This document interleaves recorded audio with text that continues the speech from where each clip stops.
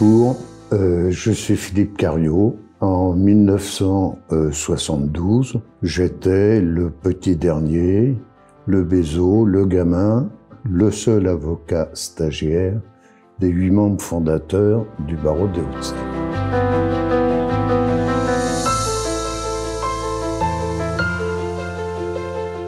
J'ai donc appris avec une immense satisfaction qu'à la suite de la création des départements périphériques, de faire un tour au-dessus de la région parisienne afin d'essayer de déterminer les meilleurs emplacements pour l'implantation des futures préfectures des départements qui viennent d'être créés. C'était le 10 juillet 1964, le Parlement venait de donner naissance à l'actuelle région parisienne, 8 départements pour remplacer la Seine-et-Oise et la Seine-et-Marne. Il était question de créer des juridictions, des tribunaux dans chacune de ces préfectures et qu'il serait donc nécessaire que se créent des ordres d'avocats. J'avais entendu parler de la création du tribunal de Nanterre, comme on disait à l'époque. Et un jour, j'ai été approchée par le bâtonnier de Paris. Je me demandais ce qu'il me voulait d'ailleurs, pour me proposer de rejoindre l'équipe qui constituerait le barreau de Nanterre. Donc évidemment, j'ai donné mon accord parce que mon cabinet principal était à Clichy. Le parquet général de Paris était désolé parce que seul était candidat au tout début un ancien avoué et un avocat stagiaire. Ça leur paraissait pas tout à fait suffisant et cela ne répondait pas d'ailleurs aux stipulations légales qui voulaient que l'on soit un certain nombre minimum de confrères. Heureusement, au fil des mois, la liste s'est étoffée et la liste a fini avec 7 avocats inscrits et un avocat stagiaire qui était moi-même. Et c'est dans ces conditions que a été créé l'ordre des avocats. À l'époque, on ne savait pas si c'était l'ordre des avocats auprès du tribunal de Nanterre, auprès du tribunal des Hauts-de-Seine. Alors nous avons créé ce barreau de 8 personnes et s'est posé la question du bâtonnier. Donc, évidemment, personne n'était vraiment prêt pour endosser cette charge. Et nous nous sommes trouvés ensemble dans les locaux d'habitation du bâtonnier Blavier pour une première réunion, une première élection, et le bâtonnier Blavier a été désigné comme premier bâtonnier de notre ordre. 1972-1974. Dominique Blavier. Je suis le bâtonnier qui va relever le défi de la création du barreau. Dès le 19 septembre 1972, avec 6 autres avocats et un avocat stagiaire, nous allons nous réunir en vue de la constitution d'un barreau. Il faudra attendre l'arrivée quelques semaines plus tard de maître Colette Julien, 8e avocate, pour réunir les conditions réglementaires pour la création de notre barreau. Je me suis inscrite au barreau de Nanterre uniquement parce que j'avais un domicile qui s'y trouvait. Et finalement, on était très peu nombreux, c'était beaucoup mieux pour moi. Parce que les débuts du tribunal de Nanterre, c'était une vraie famille. On se parlait, on se voyait, on se recevait. C'était, enfin, quelque chose près. C'était très, très sympathique. 1975-1976. Jacqueline Péquet. Je suis la première femme bâtonnière du barreau avec les 8 membres du Conseil de l'Ordre, dont Eliane Droit-Marie. Nous poursuivions notre tâche de création et d'embellissement du barreau. Nous voyons croître le nombre de cabinets dans une ambiance humaine, chaleureuse et conviviale. Il fallait tout faire à cette époque-là. Je pense que ça m'a aguerri. Je ne suis pas restée comme ça. Ça m'a obligée à avoir des rapports extérieurs. Parce que quand on est au Conseil de l'Ordre, on est convié à aller à droite, à gauche, etc. pour représenter l'Ordre. Et bon, c'était toujours moi qu'on envoyait. Voilà. Et puis après, le barreau a grandi. Beaucoup de choses se sont produites, notamment il y a eu 2 fusions. 1977-1978. Guy Descloseaux. Après avoir exercé mes fonctions d'avoué et après la fusion des professions d'avocat avoué de 1971, j'ai eu la chance d'être l'un des avocats fondateurs du barreau en 1972, puis d'en devenir le bâtonnier en 1977-1978.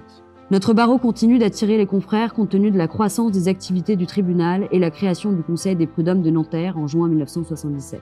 Alors, je suis arrivée au barreau des Hauts-de-Seine, j'avais 17 ans et demi, en juin 1977. J'occupe actuellement un poste de responsable du service accès au droit et je suis également responsable du groupe d'avocats d'enfants sur le barreau des Hauts-de-Seine. J'ai été recrutée par le bâtonnier Guy Descloseaux, dont le fils Benoît est toujours au barreau des Hauts-de-Seine. 1979-1980, Bernadette Pistre. Seconde femme bâtonnière, je suis fière de la croissance régulière et harmonieuse de notre jeune barreau à taille humaine, solidaire et convivial. 1981-1982, Alain Fricaudet. Si je plonge dans mes mémoires, outre le souvenir de la grande fraternité qui unissait les membres de notre barreau, je retrouve les deux impressions vives d'un combat que j'ai dû conduire et celle d'un fort embarras de conscience auquel je me suis retrouvée exposée. Le combat, quasi identitaire, fut celui pour obtenir des pouvoirs publics l'exclusivité de la postulation en matière civile devant notre tribunal de Nanterre, ce qui passait par la cessation du régime transitoire de la multipostulation dont bénéficiaient les avocats parisiens. Nous étions apparemment les avocats du barreau de Nanterre, installés en banlieue à l'assaut d'un privilège territorial. Ce combat mené par la périphérie contre la puissante Lutèce, siège de la cité, n'est-il pas toujours d'actualité? Quant à l'embarras de conscience, il tenait à la décision difficile pour le bâtonnier de commettre un avocat à celui qui avait tenté d'assassiner l'ancien Premier ministre du Shah d'Iran, alors qu'il déniait à la cour d'assises le pouvoir de le juger et toute assistance d'un conseil. 1983-1984, Robert Garde. Je déploie, comme mes prédécesseurs, tous mes efforts pour démontrer le dynamisme et l'attractivité du barreau des Hauts-de-Seine qui compte plus de 200 avocats. Malheureusement, en 1984, malgré notre farouche résistance, la démission des membres du Conseil de l'Ordre et la grève des avocats du barreau pour s'opposer au maintien de la multipostulation qui, selon les engagements pris par le législateur, devait prendre fin. C'est un bien triste Noël qui voit la loi du 29 décembre 1984 pérenniser la multipostulation pour Paris et les tribunaux dits périphériques. 1985-1986, Patrick Kibel. Outre le fait d'être l'initiateur en 1985 du concours de la conférence du barreau, mes deux souvenirs de bâtonnier sont deux événements à la Défense. En 1985, il y a eu la privatisation d'une partie du centre commercial des Quatre Temps pour une rencontre avec le public et les associations de consommateurs avec une émission de radio en direct, une conférence de presse et des consultations gratuites toute la journée. En 1986, le barreau a participé à un débat au Sofitel Défense avec des journalistes, des universitaires, des criminologues et des magistrats et intitulé « Les criminologues sont-ils des traîtres ?» 1987-1988, Alain Nicolas. Je retiens de mon bâtonnat tout d'abord le colloque organisé avec la Croix-Rouge française ayant pour thème le droit et l'initiative. Ce fut un passionnant colloque sur le droit international de l'humanitaire. Nous avons également organisé avec notre confrère François Caldor un voyage en URSS en 1988 et avons rencontré l'équivalent du bâtonnier de Moscou et de Leningrad pour une expérience inoubliable derrière le rideau de fer.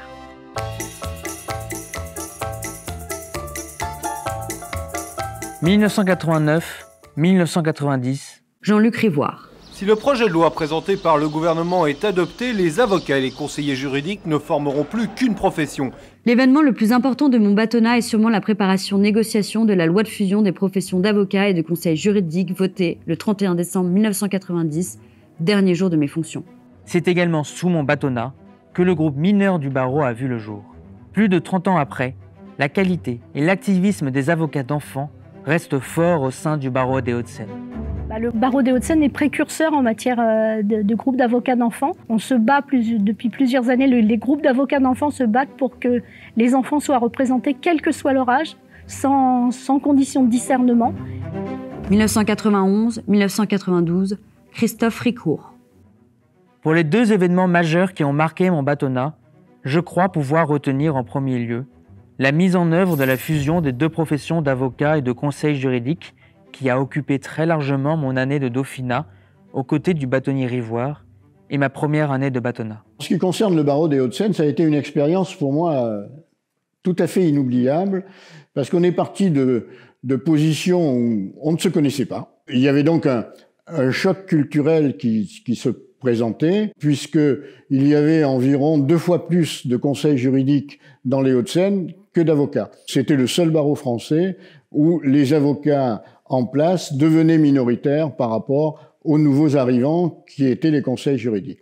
Pour l'avoir vécu en tant que président de l'Association nationale des conseils juridiques, je dois reconnaître que nous avions été très bien accueillis, à la fois par le bâtonnier en exercice, qui était Christophe Ricourt, et cette bonne volonté, je crois qu'elle a permis la mise en place d'une fusion au barreau des Hauts-de-Seine qui a été exemplaire. Le second événement a été la bataille pour obtenir l'autorisation de construire des locaux de l'ordre à l'intérieur du palais. Enfin, je n'oublie pas l'organisation d'une belle fête pour le 20e anniversaire de notre barreau, dont certains, avocats ou magistrats, me parlent encore. 1993-1994. Bruno Berger-Perrin. Concernant les événements que je considère majeurs dans mon bâtonnat, ils sont au nombre de 2. L'organisation des permanences de garde à vue quand leur accès a été permis aux avocats. Et le contrôle des paiements via le compte CARPA pour empêcher les fraudes et détournements de fonds. On peut également rappeler la remise de la Légion d'honneur à notre consoeur, Maître André Mallat, la mère de Nicolas Sarkozy, à l'époque maire de Neuilly et ministre. 1995-1996. Pascal Meyer. Premier bâtonnier issu d'une grande structure, suite à la fusion des professions d'avocat conseil juridique, je déploie tous mes efforts à relever le défi de faire de notre barreau un barreau moderne et modèle de la nouvelle profession au sein duquel se côtoient activités judiciaires et juridiques, avocats individuels et grandes structures. L'abbé Pierre et le Golden Boy, pour reprendre la formule d'un bâtonnier de Montpellier, Gérard Christol. 1997-1998, Jean Acquaviva. Bâtonnier corse et fier de l'être, je suis le second bâtonnier issu d'une grande structure depuis la fusion. Sans tambour ni trompette, une révolution silencieuse, une révolution invisible s'opère sous nos yeux, dont nous ne mesurons pas assez l'ampleur et les effets. La révolution du droit. Il est acquis aujourd'hui, mes jeunes confrères, que le 21e siècle sera le siècle du droit. 1999-2000. Alain Boulard.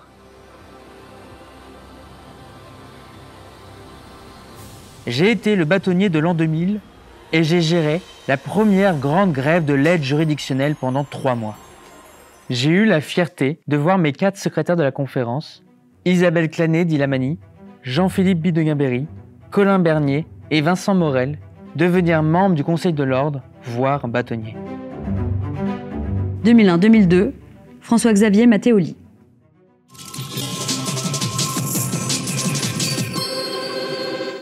La stupeur et les larmes à Nanterre après le carnage de la nuit dernière au conseil municipal. Un homme armé, familier des lieux, a froidement, méthodiquement abattu 8 personnes et blessé une vingtaine d'autres avant d'être maîtrisé.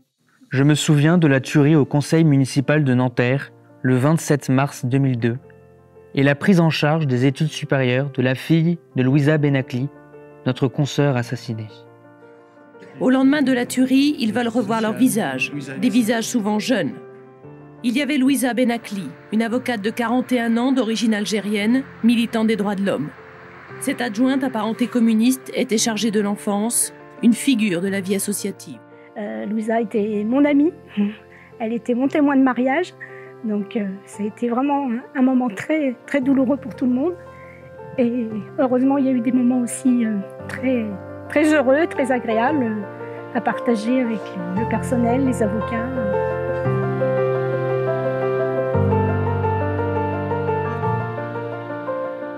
Me reviennent également à l'esprit le vote du Conseil de l'Ordre et un colloque sur l'avocat en entreprise, la mise en place de la lutte contre le blanchiment, les invités de mes rentrées, le bon Dieu et le diable, le cardinal Lustiger et notre confrère Vergès. 2003-2004, André Gourmelin. Pendant mon bâtonnat, j'ai été particulièrement marqué par l'affaire Outreau. Et le procès d'Outreau restera tristement célèbre dans l'histoire judiciaire pour ses errances, pour ses rebondissements, 2 mois de coups de théâtre qui ont fait dire à certains qu'il s'agissait d'un fiasco judiciaire. 20 ans après, malgré les promesses faites, je ne suis pas convaincu que toutes les leçons aient été tirées de ce fiasco. Je retiendrai aussi l'organisation, en décembre 2003, et pour la première fois par un barreau, des premières élections ordinales 100% électroniques. 2005-2006, Claude Duvernois. Mon bâtonnat pourrait se résumer sous 2 angles. Celui de l'international avec le jumelage avec le barreau de Tunisie et celui de la solidarité avec la création des permanences au Resto du Cœur des Hauts-de-Seine.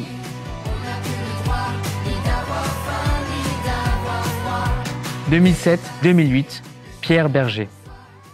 Être bâtonnier pour moi, c'était avant tout défendre la place du droit. Un message général que j'ai toujours développé tant au sein du barreau que dans mes autres mandats professionnels et relatif à l'importance de la place qu'il convenait de reconnaître au droit dans notre société. Ce thème permettait de faire comprendre à tous les avocats l'immensité de leur champ d'activité, tant en conseil qu'en contentieux.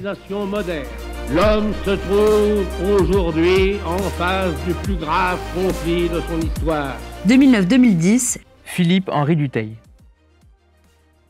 Je me souviens de l'affaire Bettencourt qui a marqué mon mandat car le procureur de Nanterre, Philippe Courroy, était au centre de l'attention médiatique et le tribunal vivait sous tension. Une affaire familiale qui devient quasiment une affaire d'État, dont l'acmé sera atteinte lors de la rentrée surréaliste en janvier 2010 du tribunal de grande instance de Nanterre à laquelle j'assiste en essayant de maintenir autant que faire se peut la place du barreau. D'autant que Philippe Courroy le sait, chacune de ces décisions sera scrutée à la loupe. En tant que procureur, il est soumis hiérarchiquement à l'exécutif. Il doit son poste à Nanterre au soutien de l'Élysée. Mon mandat a également été marqué par mon élection à la tête de la BIF, conférence régionale des barreaux d'Île-de-France. C'était la première fois que cette institution se dotait d'un président et d'une gouvernance respectueuse de la place de chacun. 2011-2012, Catherine Scheffler. Je suis la 3e bâtonnière du barreau 30 ans après le bâtonnat de la 2e. J'ai connu la mise en place de la réforme de la garde à vue avec l'avocat dès la première heure et celle des hospitalisations sous contrainte avec l'assistance de l'avocat devant le juge des libertés. J'ai eu l'extrême fierté d'être le premier et le seul bâtonnier du barreau à avoir obtenu la Légion d'honneur dans l'exercice de mon bâtonnat. Je me souviens, avec un immense plaisir, de la fête des 40 ans de notre barreau avec mes consoeurs et mes confrères.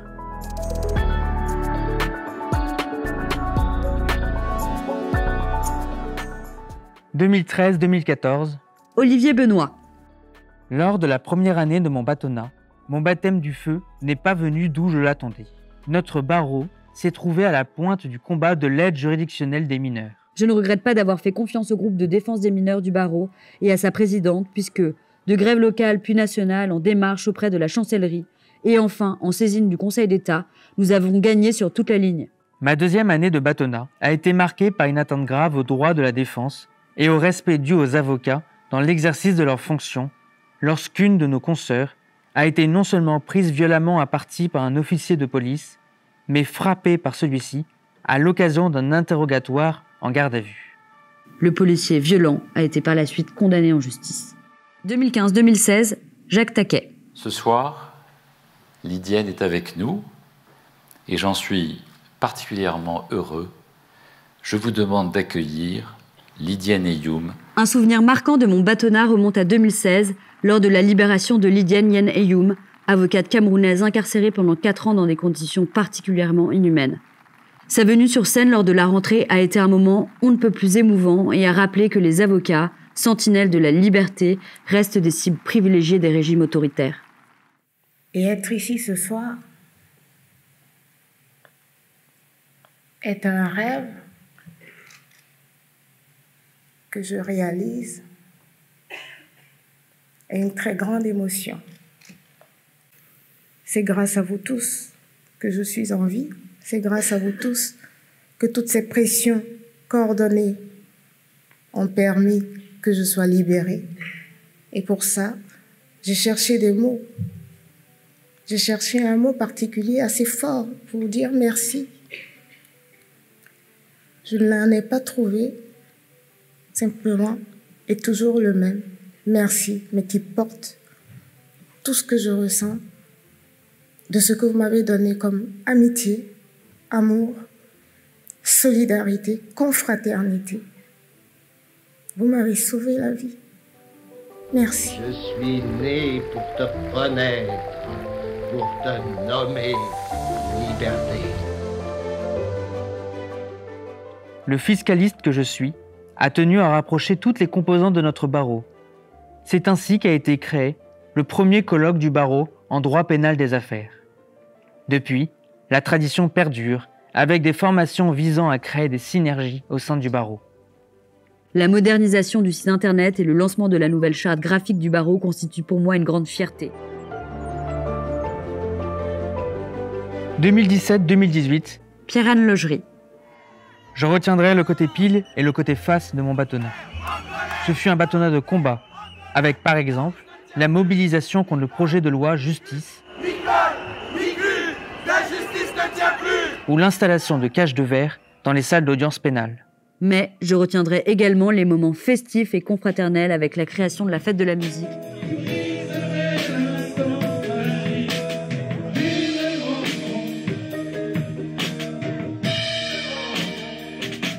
Et la relance des relations internationales avec la signature des jumelages avec les barreaux de Mons et Beyrouth. Ces deux expériences inédites perdurent et se renforcent aujourd'hui.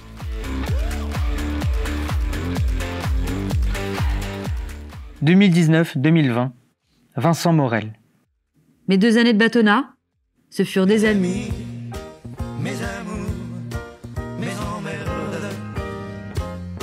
Dès le premier jour de mon mandat, les rues se sont remplies de robes noires. Ce fut le temps du bruit. Pour protester contre la réforme de la justice, d'abord. Contre l'instauration de la visioconférence en audience de la CNDA, ensuite. Contre la réforme des retraites et la mise à mal de notre caisse, la CNBF. Puis, l'impensable advint. Soudainement, les rues se sont vidées. Désertées aussi vite que la mer se retire. La Covid avait frappé. Fort. Ce fut le temps du silence. La stupéfaction passée, il fallut en priorité assurer la permanence des services de l'ordre et la mise en place des nombreux dispositifs de soutien à destination des confrères. À part ça, il y eut également les travaux de rénovation de nos locaux, menés à marche forcée malgré la pandémie. Les jumelages avec le barreau de Port-au-Prince et le barreau de Constanța, ainsi que le concours des éloquences francophones. La création des avocats prennent la défense et de l'école de la défense pénale, puis les projets développés avec la CCI, la CMA, le conseil départemental, partenaires indispensables. Bref, quel riche mandat. Sur ces 50 ans, j'en ai passé 45 avec le barreau des Hauts-de-Seine. Il faut continuer à penser et à développer toutes les actions possibles pour permettre à tous d'avoir accès à une justice. Je trouve particulièrement enthousiasmant de constater qu'en l'espace de quelques décades, notre barreau est passé de 8 individus à maintenant, je crois, à peu près 2500 confrères.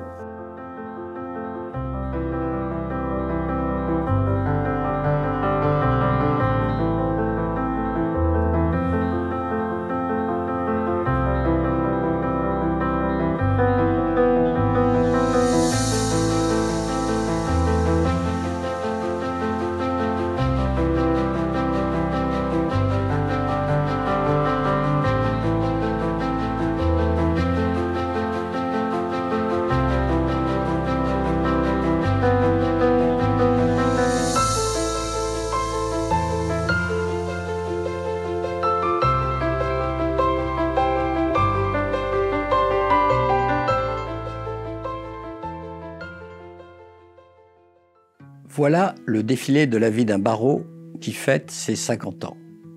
Je crois qu'aucun barreau de France n'a connu une aussi forte expansion. La fusion des professions, il y a 30 ans, a bien sûr contribué à la croissance de ce barreau, si différent des autres, si attachant, si moderne. Je retiendrai à mon tour de mon mandat les 2 superbes colloques sur la place du droit dans la laïcité et dans la fraternité. 2 moments de réflexion intenses sur des sujets d'actualité.